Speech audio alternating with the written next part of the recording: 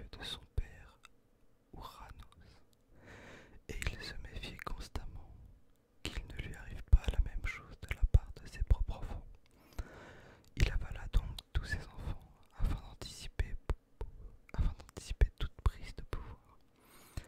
Hestia, Déméter, Héra, Hadès et Poséidon. Quand Rhea sauva son plus jeune enfant, Zeus, en enveloppant une pierre dans les langes et en donnant le tout à Cronos pour qu'il l'avale. Zeus fut emporté vers le mont Dictée, sur l'île de Crète, où il fut élevé par la déesse primitive Gaïa, donc la Terre, ou dans certaines versions par les nymphes. Parmi celles-ci se trouvait la nymphe Amaldée. Dans certaines versions du mythe, elle était une chèvre. On va dire que c'est une nymphe qui allaita le jeune dieu. En atteignant l'âge adulte, Zeus fit tousser Cronos de sorte qu'il libère les enfants qu'il avait avalés.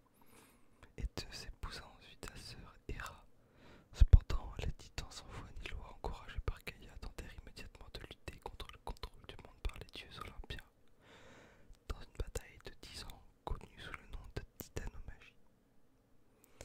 Les titans étaient les frères et sœurs de Cronos, et ce n'est qu'avec l'aide des cyclopes qui fabriquaient les éclairs de Zeus et des géants aux 100 mains ou hécatonchires comme Piar et Kodos et Gygès que Zeus réussit finalement à emprisonner les titans à Tartare, la partie la plus profonde des enfers. Se rendant maître du ciel, Zeus donna alors le royaume des mers à Poséidon et celui des enfers à Hadès.